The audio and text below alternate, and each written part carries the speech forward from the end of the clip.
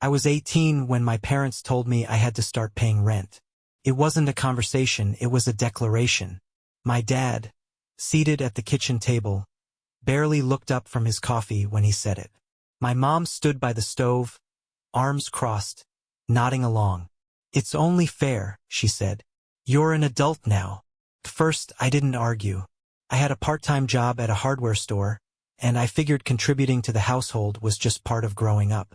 But what I didn't understand, what I couldn't accept, was that my younger sister, Sophie, didn't have to pay a dime.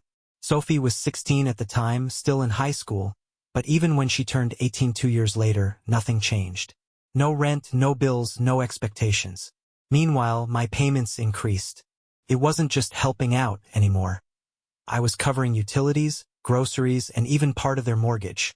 Whenever I brought it up, my parents brushed me off. "You're older," they'd say. "You should be responsible." Responsible? I wasn't even saving for my own future. I was financing theirs. And then, 3 years later, everything changed. By the time I turned 21, my resentment had built to something I couldn't ignore. I wasn't just paying rent. I was essentially a tenant in my own home, while Sophie lived carefree. It wasn't just about the money. It was the principle. One evening, I decided to confront my parents. We were sitting in the living room, my dad watching TV while my mom scrolled through her phone. Sophie wasn't home. "I want to talk about the rent," I said, standing near the doorway. My dad barely glanced at me. "What about it? I don't think it's fair that I'm paying and Sophie isn't. She's an adult now too." My mom sighed. "We've been over this. She's still figuring things out. You're the older one. You should understand that." "But that's not how it works," I snapped. "If you're charging me, you should charge her too." Mom set down her phone and looked at me with something close to pity. "Sweetheart, Sophie just needs a little more support." I frowned. "Why? What makes her different?" Dad muted the TV and finally looked at me. "You have a good job. You can handle it.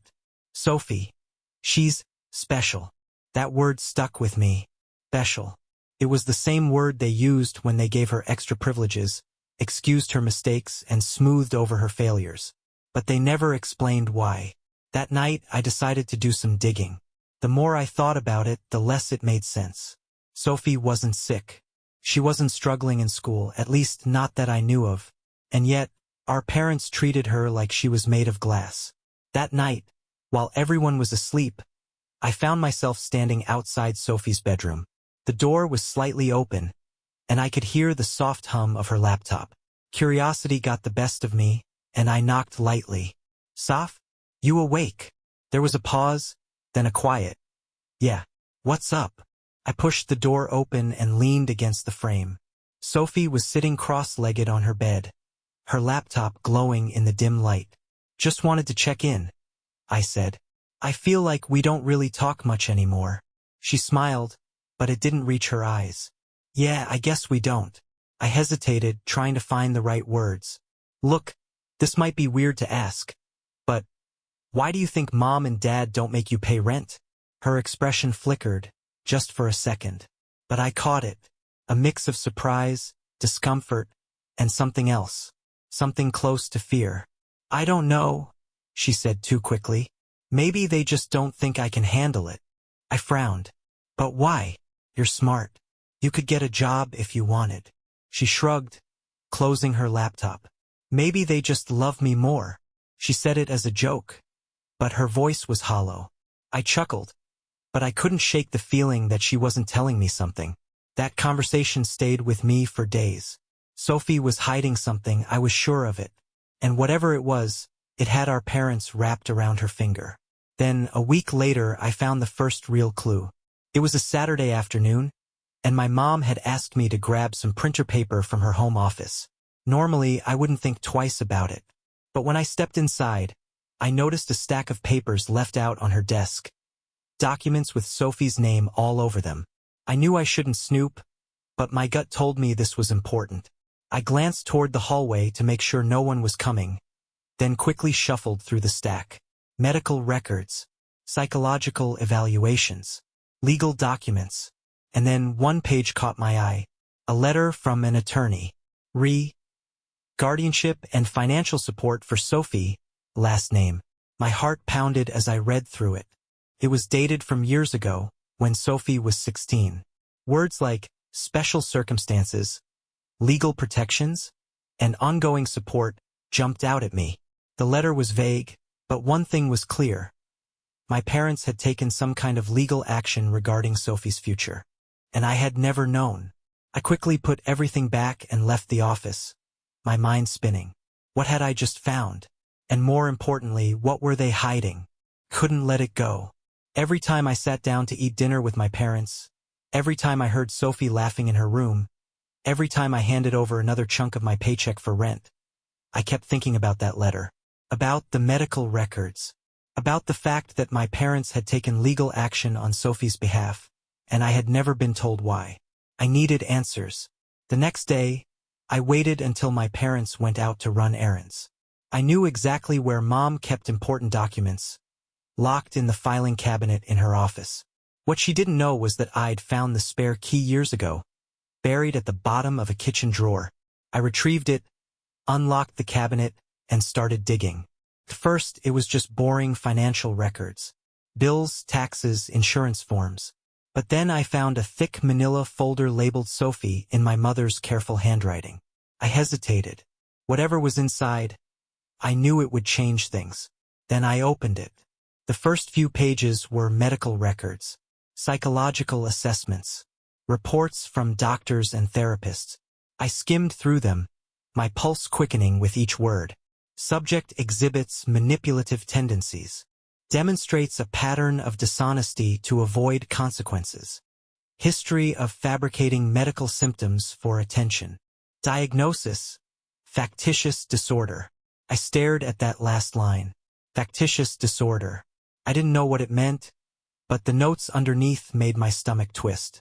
Sophie had spent years pretending to be sick, lying about symptoms, convincing doctors something was wrong with her.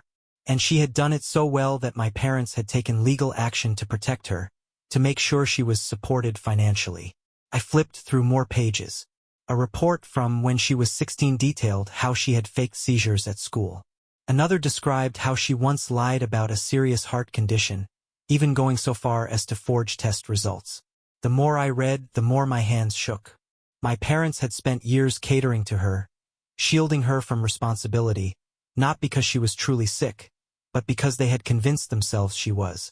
And in doing so, they had turned me into their financial safety net. I stuffed the papers back into the folder, locked the cabinet, and shoved the key back where I found it. I had my answer, but now I had a new question. What was I going to do with it? For the rest of the day, I walked around in a daze. The truth sat heavy in my chest, too big to ignore, too impossible to accept. Sophie had been faking illnesses for years. She had convinced doctors, teachers, our own parents, and in their desperate attempt to support her, my parents had let her live for free while they made me foot the bills. That night, I barely spoke during dinner. My parents didn't seem to notice, but Sophie did. "You okay?" she asked later when she found me sitting on the back porch. I debated what to say. Should I confront her? Should I pretend I didn't know? Instead, I just said, "Do you ever feel guilty?" Sophie blinked. "Guilty about what?" I turned to look at her. Really look at her. My little sister.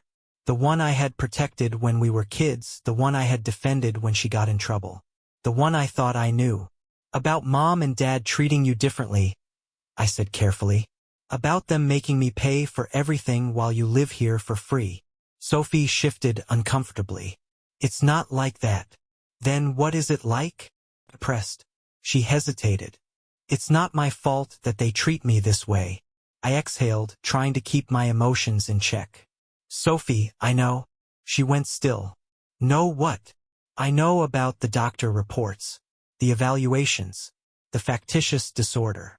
Her face drained of color. "You!"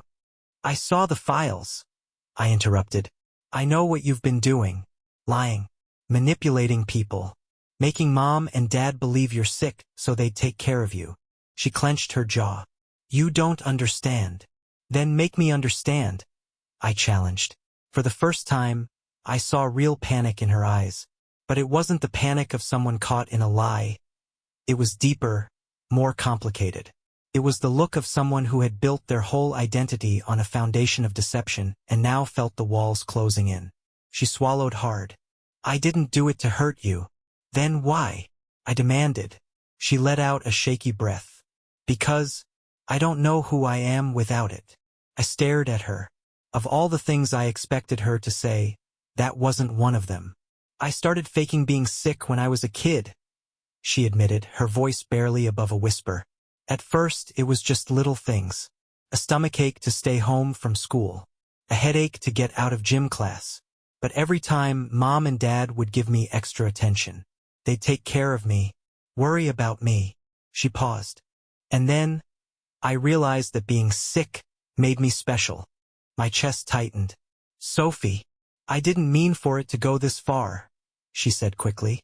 But every time I got caught in one lie, I had to come up with another. And then another. And before I knew it, I wasn't just playing sick. I was living it. I ran a hand through my hair, trying to process everything. So you let them treat you like you were fragile. You let them think you couldn't work, that you couldn't pay rent. She nodded, her hands twisting together.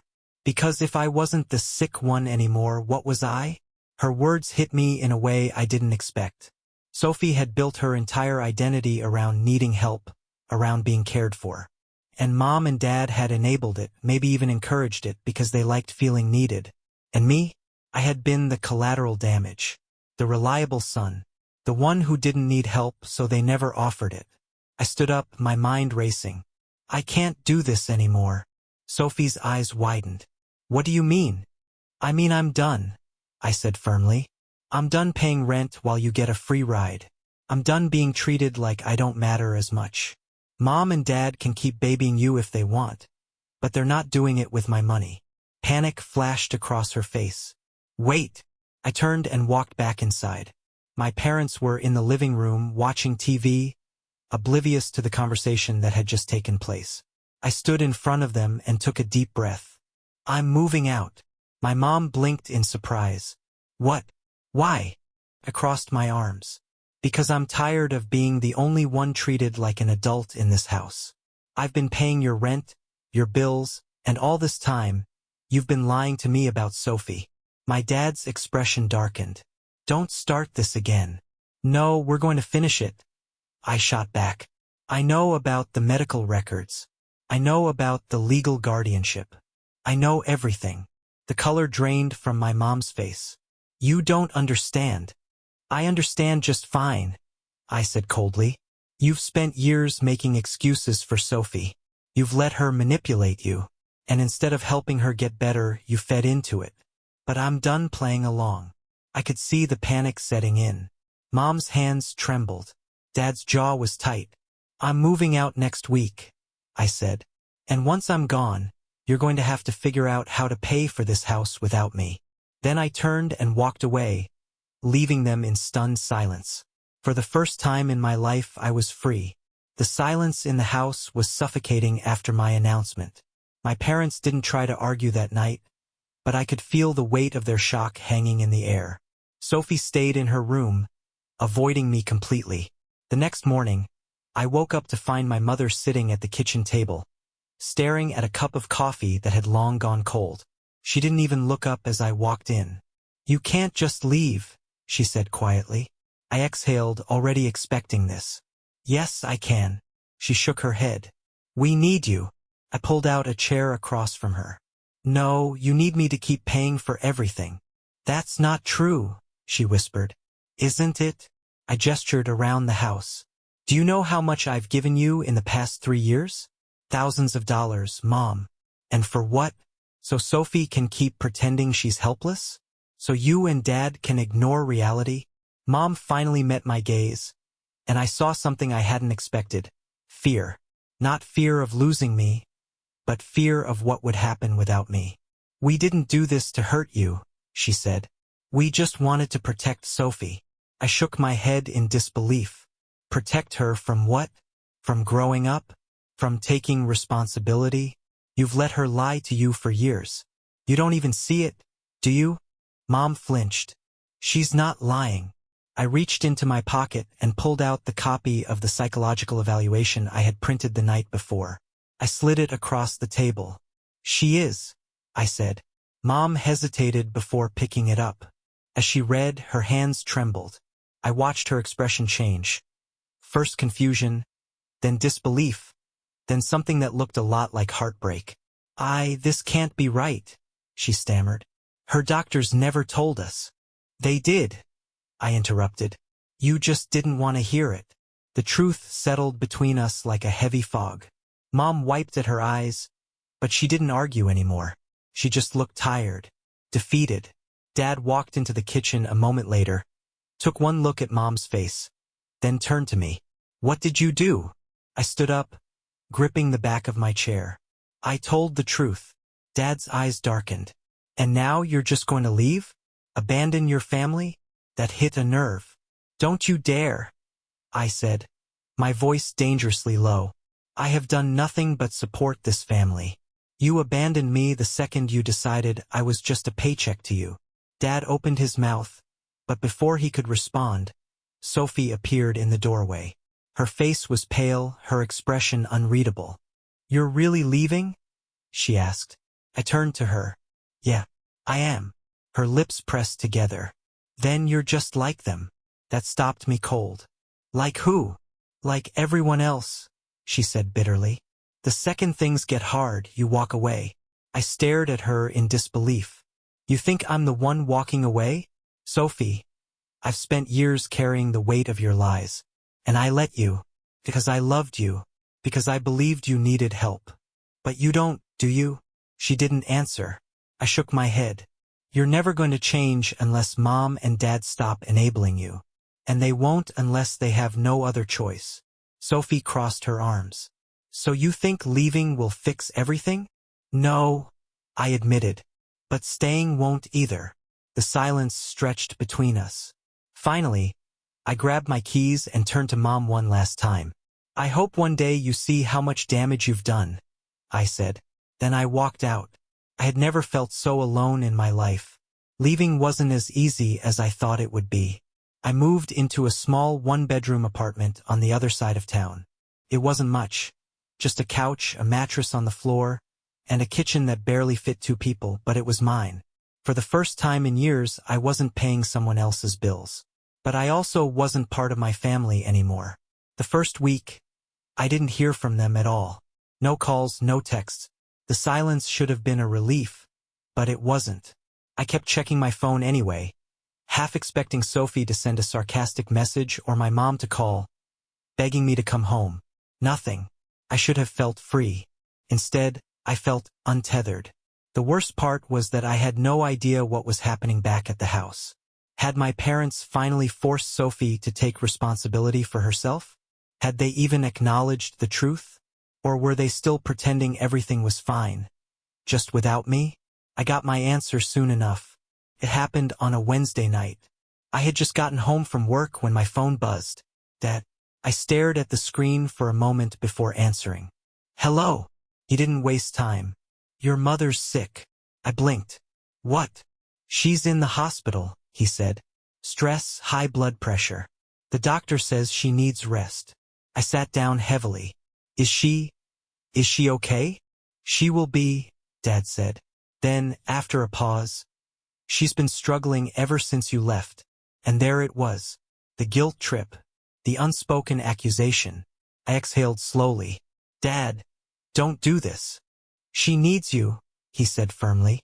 "We need you." I pinched the bridge of my nose. "What you need is to stop lying to yourselves.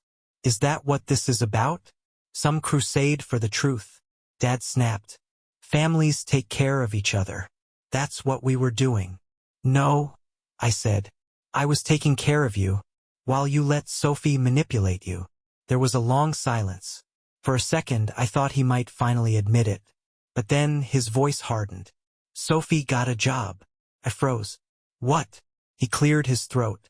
"Last week. Part-time. But it's something." I didn't know what to say. "Sophie working? After years of acting like she was incapable of responsibility?" "She's been trying, son," Dad continued. "Things aren't easy for her. I wasn't sure if I believed him. But if it was true, if Sophie was finally putting in effort, maybe my leaving had forced something to change. I swallowed. Tell Mom I hope she gets better. That's it, Dad asked, his voice tired. I hesitated. I'll visit her. But I'm not coming back. He didn't argue. He just sighed. All right. And then he hung up. I visited my mom the next day. The hospital room smelled of antiseptic and stale air, and she looked smaller than I remembered. She smiled weakly when she saw me. You cut your hair. I let out a short laugh. Yeah, I guess I did. For the first time in weeks, we talked without fighting. She didn't beg me to come home, and I didn't push her for answers. It wasn't a perfect conversation, but it was real. Before I left, she squeezed my hand. I just want our family to be okay again. I didn't have the heart to tell her that things would never go back to how they were. But maybe that wasn't a bad thing. I didn't visit the house, but I started hearing things through the grapevine. My aunt, who had always been the one family member to see through my parents' favoritism, called me one evening. I heard about your mom, she said. How are you holding up? I'm fine, I said automatically. She sighed. You know, your dad's been telling everyone that you're leaving is what pushed her into the hospital. I clenched my jaw. Of course he is. I don't buy it, she added. And I don't think you should either. Your mom's health didn't decline overnight. It's years of stress, of enabling Sophie, of pretending everything's okay. But your dad needs a scapegoat, and you're the easiest one. I swallowed. How's Sophie handling everything? A pause. She's still working, my aunt admitted. Part-time, but I heard she's struggling. She's never had to do anything for herself, and it's hitting her hard. I wasn't sure how to feel about that. A part of me wanted to feel satisfied. This was exactly what I had said would happen. But another part of me felt something closer to sadness. For all her manipulation, Sophie had never really been given a chance to be independent.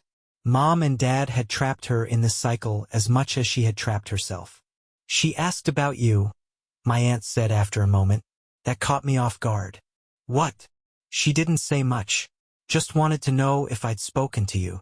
That night, I couldn't stop thinking about Sophie, about the way she had looked at me when I left, angry and scared all at once, about what she had said, about me being just like everyone else, walking away when things got hard.